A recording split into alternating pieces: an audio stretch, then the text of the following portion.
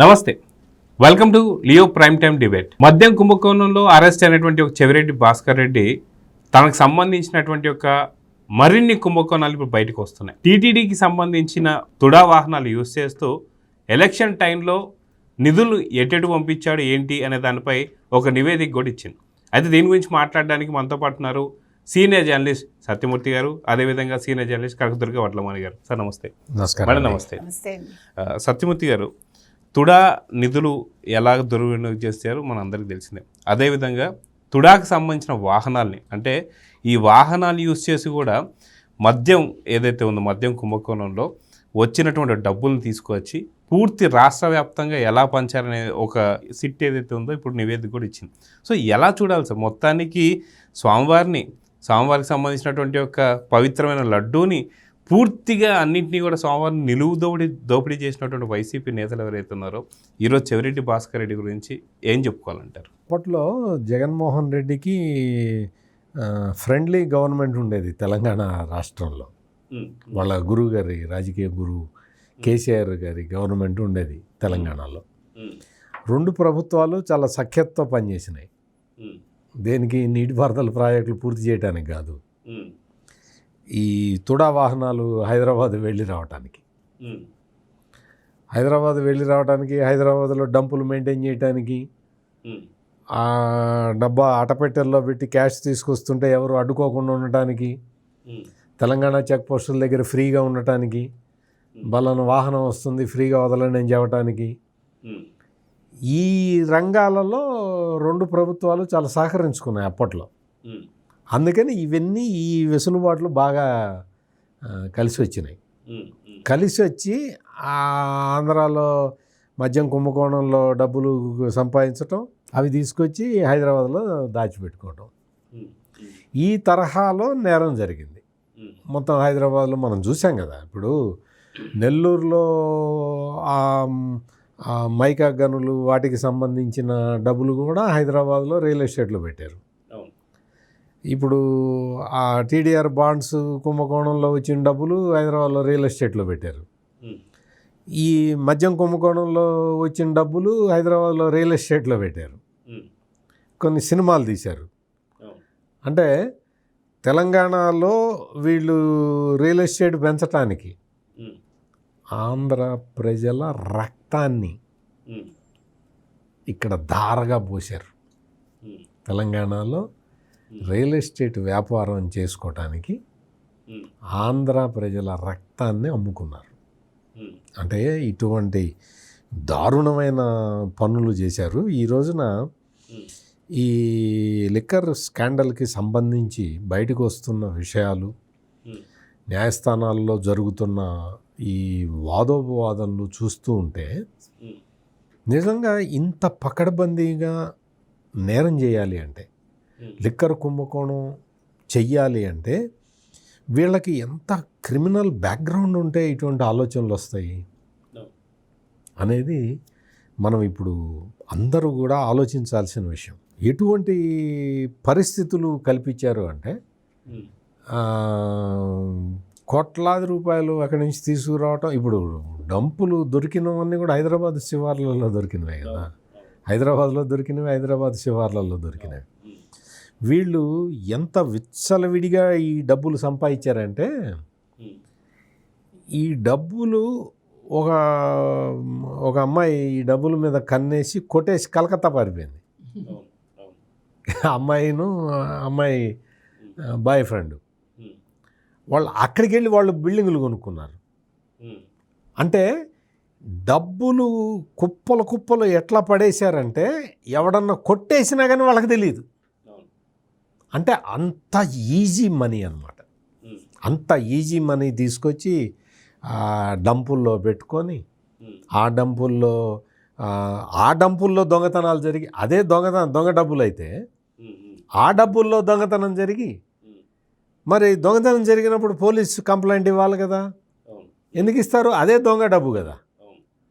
ఇటువంటి దొంగ దందాలు చేసి ఇప్పుడు ఏమైంది అంటే, వాళ్ళు బెయిల్ కోసం ప్రయత్నాలు చేసుకుంటూ ఉంటే మరి కనీసం బెయిల్ కూడా వాళ్ళకి దొరకని పరిస్థితి ఉంది. ఇంత పకడ్బందీగా న్యాయస్థానాలు స్క్రూటినీ చేస్తూ ఉన్నా కానీ జగన్మోహన్ రెడ్డి వచ్చి ఇవన్నీ అక్రమ కేసులు అని చెప్తూ ఉంటాడు.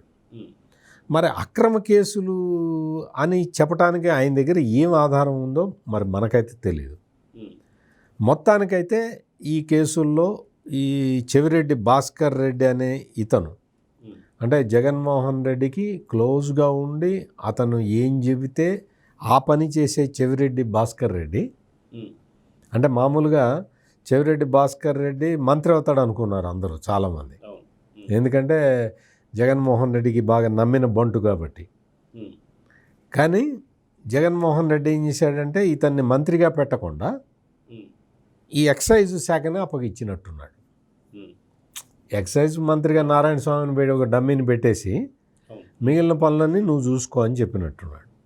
అంటే ఒక రకంగా చూస్తే చెవిరెడ్డి భాస్కర్ రెడ్డే ఆనాటి ఎక్సైజ్ మంత్రి. అయితే కనకదుర్గ గారు మనం చూసుకుంటే డంపుల్లో ఇందాక సత్యమూర్తి గారు చెప్తున్నట్టు డంపుల్లో దొంగతనమైన డబ్బులు 10 రూపాయలు 100 రూపాయలు 1000 రూపాయలు కాదు, కోట్లలో డబ్బులు, కోట్లు కొట్టేసినా సరే వాళ్ళకి అర్థం కాని పరిస్థితి ఉందంటే ఇందాక సత్యమూర్తి గారు చెప్పినట్టు ఎన్ని కోట్లు వీళ్ళు డంపులు పెట్టారు ఏంటనేది మనం పక్క పెడితే, వాస్తవానికి చెవిరెడ్డి భాస్కర్ రెడ్డి అనగానే మనకు ఒక గుర్తొచ్చే డైలాగ్ ఏంటంటే ఒట్టేసి ఒక మాట ఒట్టేయకుండా ఒక మాట చెప్పనమ్మా అని, అమ్మ మీద ఒట్టేశానని అమ్మకు మాట ఇచ్చానని చెప్పేసి ఎన్నో మాటలు చెప్పేటువంటి చెవిరెడ్డి భాస్కర్ రెడ్డి ఇన్ని డంపులు దొరుకుతున్నప్పుడు ఆ డంపుల్లో దొరికినటువంటి డబ్బులు కూడా ఎక్కడ అంటే తుడాకు సంబంధించిన వాహనాలు. సో తల్లిని మోసం చేసి దేవుణ్ణి మోసం చేసిన వాళ్ళ పరిస్థితి ఎలా ఉంటుందంటే ఏం చెప్తారు? అంటే ఇప్పుడు నాకు ఇందాక ఆయన మాట్లాడుతుంటే కేసీఆర్ గురించి మాట్లాడారు. మొన్న చంద్రబాబు నాయుడు తిట్టేటప్పుడు కూడా మీరు విన్నారో లేదో, ఇక్కడ రియల్ ఎస్టేట్ అంతా పడిపోయింది అన్నాడు ఆయన. నాకు అది గుర్తుకొచ్చిందండి వెంటనే. అంటే మీకు అర్థమైంది ఎంత సింక్ అయిందో మీరు చెప్పింది. ఆంధ్ర ప్రజల రక్తాన్ని తీసుకొచ్చి ఇక్కడ హైదరాబాద్లో రియల్ ఎస్టేట్ అన్నారు కదా, ఎంత బాగా సింక్ అయింది చూడండి. అంటే ఇవాళ ఇప్పుడు ఇందాక వారు చెప్పింది 100% కరెక్ట్. అక్కడ జగన్మోహన్ రెడ్డి, ఇక్కడ కేసీఆర్ చాలా సామరస్యపూర్వకంగా ముందుకెళ్తూ అక్కడ రాష్ట్రాన్ని ఎలా దోచేసుకోవాలి, ఇక్కడ తీసుకొచ్చి అక్కడ ఎట్లా అభివృద్ధి చేయాలి, ఇక్కడ ఏమనాలి రియల్ ఎస్టేట్ రేట్లకు రెక్కలు వచ్చేసాయి. అది అంటే ఎంత బాగా కరెక్ట్గా అది. అంటే ఇవాళ మీకు కేసీఆర్ బాధ ఏంటంటే అక్కడ జగన్మోహన్ రెడ్డి రాలేదు, ఇక్కడ నేను రాలేదు, వచ్చుంటే ఎంత దోచుకునేవాళ్ళం అని. సో ఇప్పుడు మీకు అన్నీ కూడా కరెక్ట్ అనేది ఎప్పటికప్పుడు వాళ్ళ నోటి ద్వారానే వస్తుంది మనకి, అటు జగన్మోహన్ రెడ్డి కావచ్చు ఇటు కేసీఆర్ కావచ్చు. సో ఇవాళ మీరు అన్నట్టుగా చెవిరెడ్డి ఆయన పాపం ఒట్టేసి నిజమే చెప్పాడు, నేను తాగను అని చెప్పాడు కానీ తాగించనని చెప్పాల. ఆయన ఆ విషయంలో కూడా చాలా క్లారిటీతో అంటే మద్యం వ్యాపారం చెయ్యను మా అమ్మ చెప్పింది అని చెప్పాడు అన్నాడు. అంటే కాదు సార్, కల్తీ మద్యం వ్యాపారం చేయనని చెప్పాలా, అంటే మద్యం వ్యాపారం చేయను అన్నాడు. అందుకని ఏంటంటే మద్యం వ్యాపారం జగన్మోహన్ రెడ్డి చేసి ఈయన్ని డబ్బులు వసూలు చేసేదానికి పెట్టు. అదే అంటున్నాను, ఏదైనా కల్తీ వ్యాపారం అయితే చేశాడు, దొంగ వ్యాపారం అయితే చేశాడు. అయినా ఒకటి సార్, ఆయన అందుకే ఎక్సైజ్ మినిస్ట్రీ తీసుకోవాలా. ఇప్పుడు జగన్మోహన్ రెడ్డి ఎంత తెలివైన వాడంటే ఎస్సీలను ఎలా ముంచుతాడు అనడానికి నారాయణ స్వామి. మీకు అర్థమైందా? నా ఎస్సీలను ఎప్పుడైతే అన్నాడో వాళ్ళని ఎప్పుడైతే హక్కును చేర్చుకుంటాడో వాళ్ళని ముంచుతాడని అర్థం. ఇవాళ అందుకు ఉదాహరణ మీకు నారాయణ స్వామి. అతనికి ఒక పోర్ట్ఫోలియో ఇచ్చేసి అతనికి ఏమీ తెలియదు అక్కడ ఏం జరిగింది, ఆయన చెప్పింది కరెక్ట్. నెలకు ఒక 5 లక్షలు అంతే బ్యాంకులో వేశారు. ఇది చాలే నీ బతుకి, ఇది చాలు, నీకు అసలు ఒక మినిస్ట్రీ ఇచ్చేసాను అన్నాడు. అంటే ఇది అంటే జగన్మోహన్ రెడ్డి చాకచక్యం ఏంటి, రెడ్లను ఎట్లా పెట్టుకుంటాడు తన దగ్గర అనేదానికి ఇది ఒక ఉదాహరణ మీకు. అది నేను చెప్తున్నది. సో చెవిరెడ్డి కూడా చాలా తెలివిగా అందుకే తల్లి మీద ఒట్టేసి నేను మద్యం వ్యాపారం చెయ్యను, నేను మద్యం తాగను అన్నాడు.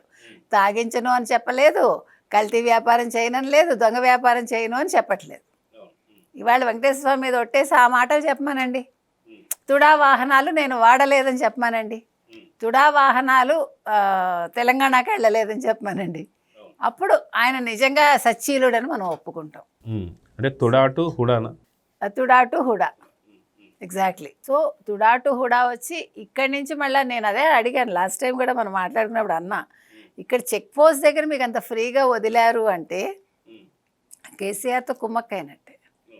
అందులో సందేహం లేదు. లేకపోతే ఎలా ఏమండి మనలాంటి వాళ్ళం నాకు ఎన్నిసార్లు ఆంధ్రాకి వెళ్తే ఇది మనం గుమ్మడికాయలు అవి తెచ్చుకుంటాం కదా సార్ ఇంట్లోంచి, అవన్నీ చూసినా కూడా వాడు ఆపుతాడేంటో, మళ్ళీ అదంతా చెక్ చేస్తాడు. ఇంత చిన్న కారు, అందులో వెనకాల ఏ ఉండవు, కూరగాయలో లేకపోతే ఇవో కొబ్బరికాయలో ఉంటాయి. నేను అనేది మరి మనలాంటి వాళ్ళని ఇంత చెక్ చేస్తారు, వీళ్ళకి ఎలా కుదిరిందని నా బాధ. అలా ఎలాగ అన్ని కోట్లు మీరు అన్నారు, కోట్లు పోతే కూడా పాప వాళ్ళు చక్కగా ఏదో పోనీ పట్టుకెళ్ళారు పాపం, మళ్ళీ దొరికిపోయారు. నా బాధ అది. ఏదో చిన్నవాళ్ళు వీళ్ళు ఇంత కోట్లు మింగినందుకు వాళ్ళు ఒక 2 కోట్లు 3 కోట్లు మింగితే పట్టుకున్నారు. అది కూడా వీళ్ళకి తెలియలే. అంటే అంత గుట్టలో మీకు ఎంత తీసినా తెలియదు అనమాట. అసలు ఊహించుకుంటే కూడా మనకి చిత్రంగా ఉంది కదా. అట్టపెట్టెల్లో డబ్బులేంటి, గోను సంచిలో డబ్బులు, ఇవన్నీ సినిమాల్లో చూస్తాం మనం. అలాంటిది ఇది ఒక పెద్ద సినిమాల్లో కూడా ఒకే దగ్గర ఉండే డంపు చూస్తాం కానీ ఇన్ని 6 డెన్నుల్లో ఉండే ఆరేంటండి మీకు 11 పైన డెన్నులు లెక్క కూడా తేలలేదు. హైదరాబాద్లో 5 డెన్నులు 5-6 డెన్నులు ఇక్కడ, అక్కడ విజయవాడలో మరి 11 మొత్తం ఎన్నో మనకి లెక్క అయితే తేలలేదు. సో ఇన్ని డెన్నుల్లో డబ్బులు అంటే మీకు ఎన్ని వందల కోట్లు ఉండాలి. నాకు ఒక్కసారి మనందరికీ అలా కళ్ళు చెదిరిపోయేలా చూపిస్తే బాగుంటుంది. ఏదో గోల్డ్ చూపిస్తారు చూడండి సినిమాల్లో అలాగా. సో ఏది ఏమైనా ఎన్టీ రామారావు సినిమా ఒకటి ఉండేది, లక్ష్మీ కటాక్షంలో ఉంది. చివరికి ఇటు తలుపు తెరుచుకుంటే అంతా మొత్తం బంగారం. అవును. సో అలాగా మొత్తానికి ఇప్పుడు కేసీఆర్కి ఎవరు జగన్మోహన్ రెడ్డికి ఉండే లింక్ ఏంటో బయటపడింది. మొన్న ఆయన ప్రెస్ మీట్ ద్వారా ఆయన పడిన బాధ అంతా కూడా ఇవాళ అవునమ్మా కరెక్టే, మీ బాధ నిజమే అనేది కూడా మనకు క్లారిటీ వచ్చింది. అందుకని ఆయన జగన్మోహన్ రెడ్డి ఓడిపోయినందుకు బాధపడ్డారు. ఆయన రేవంత్ రెడ్డి ప్రస్తావన తేవకుండా మొత్తం ప్రెస్ మీట్లో చంద్రబాబు నాయుడునే తిట్టాడు ఆయన. ఎందుకంటే ఆయన 124 సీట్లు తెచ్చుకుని గెలిచాడని బాధ ఆయనకి. నా వ్యాపారానికి గండి కొట్టాడు, మా స్నేహానికి గండి కొట్టాడు, ఈ బాధ అంతా మనకు కనిపించింది. ఆ బాధ ఎందుకు అనేది ఇవాళ మనకి చెవిరెడ్డి ద్వారా పూర్తిగా తెలిసింది. ఇంకొకటి ఏంటంటే ఇవన్నీ కూడా ఈ వాహనాలు కూడా ఆయన ఏం చేశాడంటేనండి వేరే చోటికి పంపించినట్టు చూపించుకుని అట్లా రాయించుకున్నాడు. అవును, అంటే పైనే ఉన్నాయి అని చెప్పేసి అంటున్న సందర్భంలో హైదరాబాద్లో తిరుగుతున్నాయి. అవన్నీ కూడా సీసీ కెమెరాల్లోనూ డిజిటల్ ద్వారా తెలిసాయి. మొత్తం అంతా ఎక్కడెక్కడ తిరిగాయి ఏంటి అనేది. ఇప్పుడు దీనికి సమాధానం చెప్పాలి ఎవరు, చెవిరెడ్డి. అందుకని ఇప్పుడు వాళ్ళు ఏమనుకున్నారంటే టెక్నాలజీ ఎంత అప్డేట్ అయిందో వాళ్ళకి తెలియదు. ఎందుకంటే క్యాషే తీసుకోవటం మొదలుపెట్టారు కదా, డిజిటలైజేషన్ మానేసి. సో దానివల్ల వాళ్ళకి ఇంతలా తీసుకోగలరు, ఇవన్నీ గూగుల్ టేక్అవుట్ ద్వారా వస్తుంది లేకపోతే మరొక ద్వారా, వాళ్ళకి తెలియదు పాపం. అంత నాలెడ్జ్ మరి వాళ్ళకి ఎందుకు రాలేదో మనకు తెలియదు. అందుకని ప్రతి చోట దొరికిపోతున్నారు. అంటే వాళ్ళకి తెలుసు అండి, వాళ్ళకి టెక్నాలజీ తెలుసు కాబట్టే ఈ మద్యం వ్యాపారం చేసిన తర్వాత చివర్లో ఎలక్షన్ రిజల్ట్స్ వచ్చే టైంలో అందరి దగ్గర నుంచి సెల్ ఫోన్లు కలెక్ట్ చేశారు, రిటర్న్ తీసుకొచ్చారు. కానీ వీళ్ళకి తెలియని విషయం ఏంటంటే అట్లా వాళ్ళు సెల్ ఫోన్లో రిటర్న్ తెచ్చుకున్నా కానీ డేటా స్టోరేజ్ ఎక్కడ ఉంటుందో చూసి అక్కడి నుంచి పోలీసులు నేను చెప్తున్నది అదే టెక్నాలజీ తెలియకపోవటండి. సెల్ ఫోన్లు తీసుకున్నారు పాపం. కాదు సార్, కవిత విషయంలో అదే అయింది కదా. 11 ఫోన్లు తెచ్చి ఇచ్చానంది, మనకి ఇట్లా చూపించింది కదా, ఆవిడ చాలా గొప్పగా చూపించింది. చూసారా, నేను ఫోన్లు ఇస్తున్నాను మా పని వాళ్ళకి ఇచ్చానంది. నువ్వు పని వాళ్ళకి ఫోన్ ఇచ్చినా ఇందాక సత్యమూర్తి గారు చెప్పినట్టుగా అది డేటా ఎక్కడుందో అది కదా ముఖ్యం. అందుకని ఏదో తాళం వేసేది గొళ్ళెం మరిస్థితిని ఇలాగ వీళ్ళందరూ కూడా అసలు టెక్నాలజీ తెలియలేదు వాళ్ళకి, ఈ పనికిమాలం అన్నీ తెలిసాయి. కానీ అందుకని జగన్మోహన్ రెడ్డిది లోపం అంతా. ఎందుకంటే పాప ఆయన చేయించాడు కానీ సరిగా చేయించలేదు. ఎప్పుడు కూడా చేసేవాడికి బుర్ర కరెక్ట్గా ఉండాలి. అంటే అంత ఎక్స్పర్ట్ కాదనమాట. అంటే డొల్ల కంపెనీల ద్వారా తెచ్చుకోవడం తెలుసు కానీ నిజంగా కంపెనీలు పెట్టి నిజంగా ఎట్లా చేయాలి అనేది తెలియదు. కాబట్టి ఈ డబ్బు వ్యవహారం కూడా ఆయనకు తెలియలేదు. సో మొత్తానికి ఇవాళ చెవిరెడ్డి అయితే ఇరుక్కున్నాడండి క్లియర్ కట్గా. ఇప్పుడు మరి ఏం చెప్తాడో చూడాలి. మరి ఇప్పుడు ఏమవుతుంది, కోర్టులు ఏం చెప్తాయి అనేది కూడా మనం వేసి చూడాలి. అయితే సత్యమూర్తి గారు, వాస్తవానికి ఇందాక మీరు ఒక మాట చెప్పారు ఏంటంటే డబ్బులు ఎక్కడి నుంచి తెచ్చారు, ఎంత తెచ్చారు, ఎక్కడెక్కడ పెడుతున్నారు, ఎవరు కొట్టేసినా సరే అర్థం కాని పరిస్థితులు వీళ్ళు ఉన్నారని చెప్పి. సేమ్ దీనికి సంబంధించి మీరు చెప్పిన తర్వాత నాకు గుర్తొచ్చిన ఇంకో పాయింట్ ఏంటంటే 8,48,00,000 ఎలక్షన్ కమిషన్కి దొరికిన తర్వాత దొరికిన వెంటనే ఈ డబ్బులు ఎవరి అంటే ఎవరు కూడా అసలుకి చెప్పలేదు, దాని గురించి క్లెయిమ్ చేయలేదు. తర్వాత ప్రద్యుమ్న అని చెప్పి ఒక క్యాండిడేట్ వచ్చి ఈ డబ్బులు నావి అని చెప్పేసి దాదాపు 11 నెలల తర్వాత తను వచ్చి నావి అని చెప్పేసి అన్నాడు. ఎక్కడివంటే నా రియల్ ఎస్టేట్ ఇది సంగతి ఏదో చెప్పాడు, అయిపోయింది. కట్ చేస్తే ఏదైతే కల్తీ మద్యంకి సంబంధించి ఏదైతే మద్యం కుంభకోణంకి సంబంధించిన కేసులో చెవిరెడ్డి మోహిత్ రెడ్డి కావచ్చు, అదేవిధంగా చూసుకుంటే మనకి సజ్జల భార్గవరెడ్డి కావచ్చు, ప్రద్యుమ్న, ఈ ముగ్గురు కలిసి బీమ్ స్పేస్ ఎల్ఎల్పి అని చెప్పి ఒక కంపెనీ పెట్టారు. ఈ ముగ్గురు ఆ కంపెనీలో one of the partners. So చూసుకుంటే 8 కోట్లు పోయిన తర్వాత 11 నెలల తర్వాత ప్రద్యుమ్నే వచ్చాడు, ఇవి నావి అన్నాడు. అదే ప్రద్యుమ్న చెవిరెడ్డి భాస్కర్ రెడ్డి కొడుకుతో కంపెనీలు ఏదైతే బీమ్ స్పేస్ ఎల్ఎల్పి అనే కంపెనీలో one of the partner. So మొత్తానికి ఇంటర్లింక్స్ అన్నీ కూడా చూసుకుంటుంటే ఈ యొక్క డబ్బు లెక్క పెట్టింది ఎవరంటే వెంకటేష్.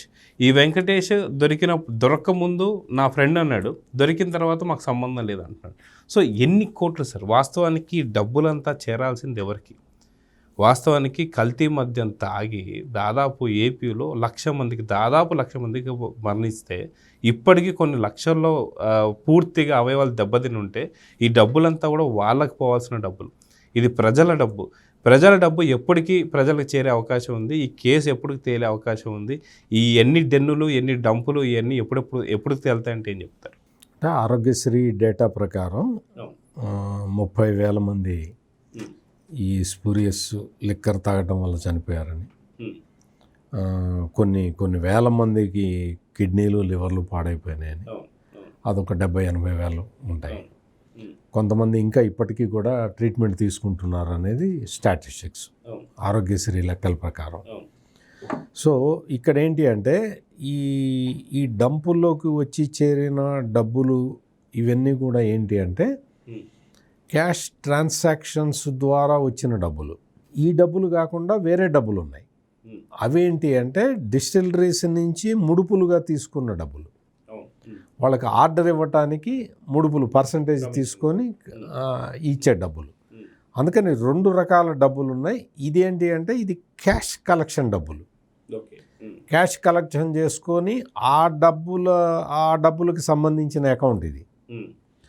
అంటే పాపం పోలీసులు సిట్టు వాళ్ళు ఎంత కష్టపడుతున్నారు అంటే ఇవన్నీ కూడా ఒక కొలికి తీసుకురావడానికి రకరకాలుగా ప్రయత్నాలు చేస్తూ ఉన్నారు.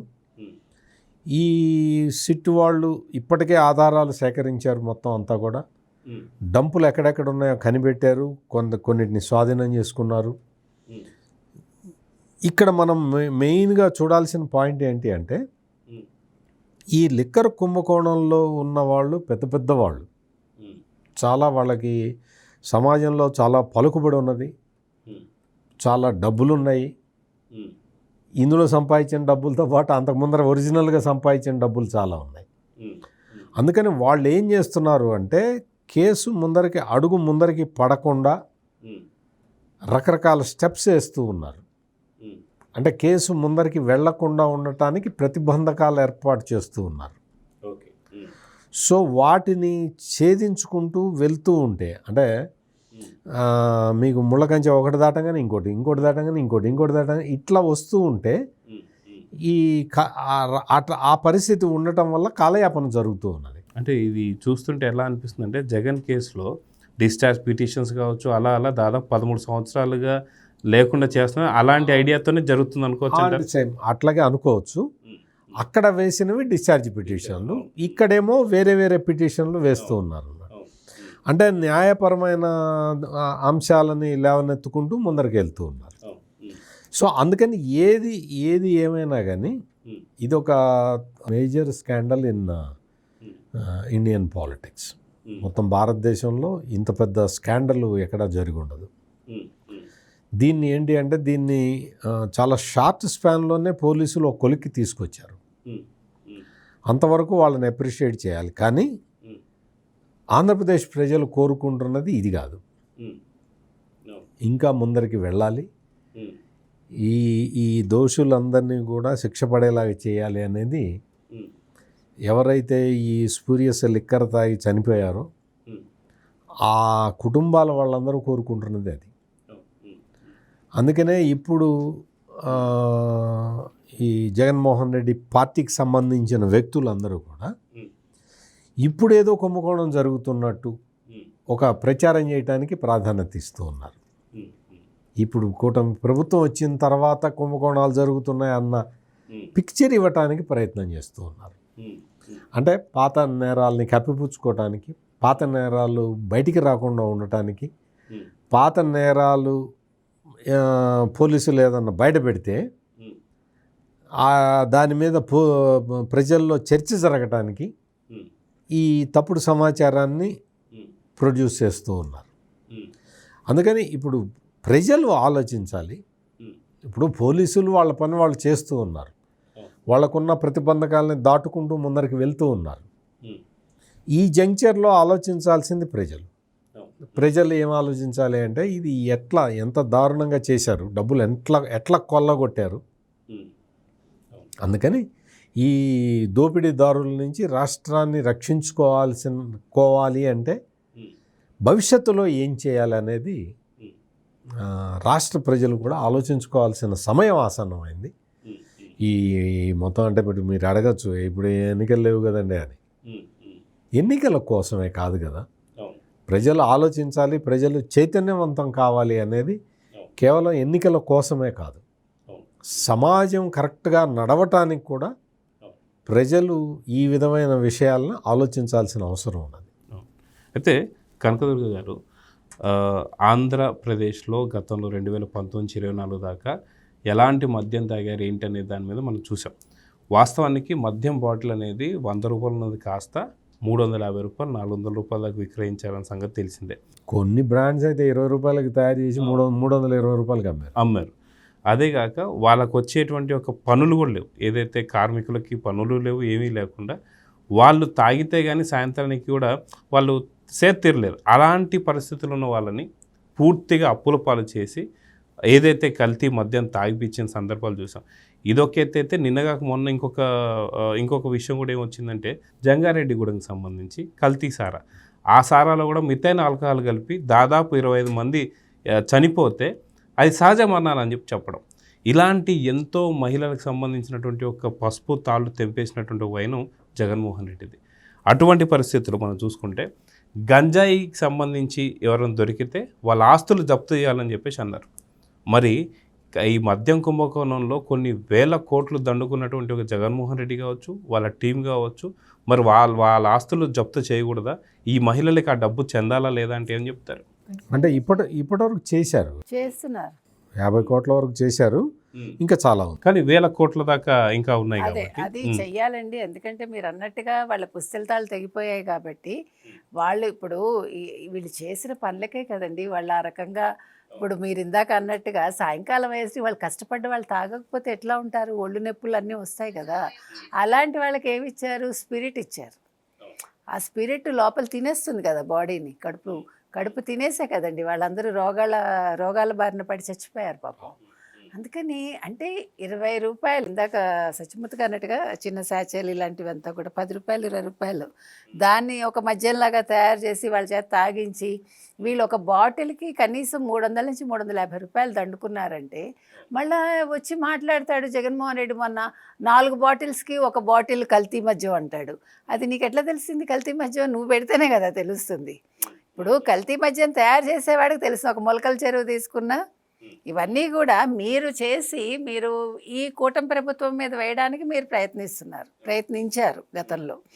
అంటే మొత్తం 5 ఏళ్ళు మీరు అన్నట్టుగా ఇంత కల్తీ మద్యాలు తయారు చేసేసి ఇంతమందిని పొట్టన పెట్టేసుకుని ఏమీ తెలియనట్టు మళ్ళీ మాట్లాడి ఇవాళ గంజాయి సంబంధించి వాళ్ళ ఆస్తులు జప్తు చేయాలంటే ముందు జగన్మోహన్ రెడ్డి ప్యాలెస్లన్నీ జప్తు చేయండి, చేసి తీరాలి. అసలు మనందరం కూడా జగన్మోహన్ రెడ్డి ఆస్తులు మాట్లాడుతున్నాం కానీ సజ్జల రామకృష్ణారెడ్డి కూడా అందులో ఉంటుంది కాబట్టి వార్త. అంటే నేను సజ్జల రామకృష్ణారెడ్డి ఎందుకు చెప్తున్నానంటే ఇవాళ జగన్మోహన్ రెడ్డి క్విడ్ ప్రోకో ద్వారా వచ్చిన 43,500 కోట్లు పక్కన పెడితే జగన్మోహన్ రెడ్డి చేసిన అన్ని అవినీతుల్లో అక్రమాల్లో అసలు అంటే నేను అనుకోవడం సింహభాగం అంతా కూడా అంటే వాటా సజ్జల రామకృష్ణారెడ్డిది. ఎందుకంటే ఆయనే ప్రతి ప్రెస్ మీట్ పెట్టేవారు, ఆయనే మొత్తం అంటే ముఖ్యమంత్రి తరఫున ఉన్నాడు కాబట్టి ఇవాళ సజ్జల రామకృష్ణారెడ్డి ఆస్తులు ఎంత ఉన్నాయి అసలు అవన్నీ కూడా ఆలోచించి అంటే వాటి మీద ఒక నిఘా పెట్టించి లేకపోతే వాటి మీద ఒక ఎంక్వైరీ వేసి ఆయన ఆస్తులు కూడా జప్తు చేయాలి. అంటే ఇవాళ టీటీడీలో తిన్న వాళ్ళందరి ఆస్తులు జప్తు చేయాలి, ఇలాగ ఈ కుంభకోణాల్లో సంపాదించుకున్న వాళ్ళ ఆస్తులు జప్తు చేయాలి, ఈ మొత్తం వైసీపీకి చెందిన వాళ్ళందరివి కూడా మీకు రోజా దగ్గర నుంచి తీసుకుంటే ఎవరివైనా మీకు కోట్లు కోట్లు కోట్లే వస్తాయి, 100 కోట్లు వస్తాయి, 1000 కోట్లు వస్తాయి. ఇవన్నీ తీసుకొచ్చి ముందు ప్రభుత్వానికి కట్టేశారంటే ఈ పుస్తలు తెగిపోయిన వాళ్ళ 30,000 మందో 40,000 మందో వాళ్ళకి కొంచెం డబ్బు ఇచ్చేసి వాళ్ళ కుటుంబాలకి ఈ మిగిలిన డబ్బుతోటి అభివృద్ధి పనులు చేసుకోవచ్చు. కళ్ళు మూసుకుని పోలవరం పూర్తి చేసుకోవచ్చు, కళ్ళు మూసుకుని అమరావతి పునర్నిర్మాణం జరుగుతుంది. మీకు ఇంకేమైనా మిగిలిపోతే ఆ ప్రాజెక్ట్స్ అన్నీ కూడా ఈ డబ్బుతో అయిపోతాయి. అందుకని ఇవాళ వైసీపీ వాళ్ళందరినీ మీరు అందరి మీద ఎంక్వైరీలు వేసి మొత్తం అందరి ఆస్తులు తీసుకోండి. వాళ్ళు ఫస్ట్ ఎమ్మెల్యే అయినప్పుడు ఎంత ఆస్తి ఉందో అంత ఆస్తే వాళ్ళకు ఉంచండి. తర్వాత వాళ్ళ జీతాలు ఎంత వస్తాయో ఒక ఎమ్మెల్యేగా అంతవరకే వాళ్ళకు ఉంచండి. మిగతా అన్నీ కూడా జప్తు చేసి ఈ పని కనుక ఈ కూటమి ప్రభుత్వం చేస్తే వాళ్ళు పవన్ కళ్యాణ్ చెప్పక్కర్లేదు, మరొకరు చెప్పక్కర్లేదు, మరో 30 ఏళ్ళు కూటమే ఉంటుంది. అయితే ఆఖరిగా సత్యమూర్తి గారు మనం చూసుకుంటే గతంలో ఏదైతే 2024 ఎన్నికల ప్రచారానికి సంబంధించి వాస్తవానికి వైఎస్ సునీత గారికి ఎటువంటి సంబంధం లేదు. అదేవిధంగా వైఎస్ షర్మిల గారు ఆవిడ కాంగ్రెస్ పార్టీలో కాబట్టి ఓకే, అక్కడ తను ఒక చాలా ఇంపార్టెంట్ పాయింట్ చెప్పింది. ఎవరు? వైఎస్ సునీత గారు. ఏమన్నారంటే రాజకీయ బలం ఆర్థిక బలం రెండూ ఉన్నాయి, ఈ రెండు తుంచేస్తే జగన్మోహన్ రెడ్డికి అసలైన మన తండ్రికి సంబంధించినటువంటి వాళ్ళు ఎవరైతే ఉన్నారో వాళ్ళు బయటపడతారని చెప్పేసి అన్నారు, హంతకులు. అదేవిధంగా రాష్ట్రం మొత్తం కూడా హత్యలు జరిగాయి. ఇప్పుడు మనం జంగారెడ్డిలో గూడెంలో జరిగింది ఏదైతే ఉందో అది సహజ మరణాలు కావని చెప్పి తేలిన తర్వాత ఎవరు చేసినాయి అంటే ఖచ్చితంగా వైసీపీ పార్టీ చేసినటువంటి హత్యల కిందే చూడాలి కదా సార్. అదేవిధంగా చూసుకుంటే రాష్ట్రంలో అందరికీ సంబంధించి న్యాయం జరగాలి అంటే వీళ్ళకి రాజకీయ బలం ఆర్థిక బలం ఖచ్చితంగా పక్కబడాలి. ఇప్పుడు రాజకీయ బలం ఎలానో పోయింది, మ్యాక్సిమం 11 సీట్లు అంటే అది పెద్ద మనం ప్రతిపక్ష పార్టీ కూడా చూస్తలేదు దాన్ని. ఇప్పుడు ఆర్థిక బలాన్ని కూడా తుంచి వేస్తే సరైన న్యాయం జరుగుతుందని చెప్పేసి ప్రజలు కోరుకుంటున్నారు. మీరేమంటారు? అంటే ఆర్థికంగా బాగా బలవంతులు కావటం వల్లే వీళ్ళు ఇప్పుడు రఘురామకృష్ణరాజు కేసు నుంచి చూస్తే కూడా అందరూ సుప్రీంకోర్టుకి వెళ్తూ ఉన్నారు, ప్రతి కేసు సుప్రీంకోర్టు దాకా తీసుకెళ్తూ ఉన్నారు, సుప్రీంకోర్టులో పెద్ద పెద్ద లాయర్లను పెట్టి వాదించుకుంటూ ఉన్నారు, పెద్ద కేసు నుంచి చిన్న కేసు వరకు కూడా.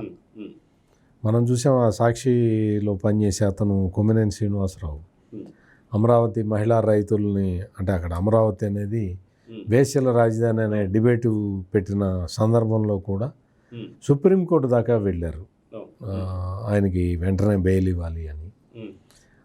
అదొక్కటే కాదు, ప్రతిదీ కాకాని గోవర్ధన్ రెడ్డి దగ్గర నుంచి అతను పిన్నెల్లి రామకృష్ణారెడ్డి దగ్గర నుంచి బోరగడ్డ అనిల్ అందరూ కూడా సుప్రీంకోర్టు దాకా వెళ్తూ ఉన్నారు, రిలీఫ్ కావాలని అడుగుతూ ఉన్నారు.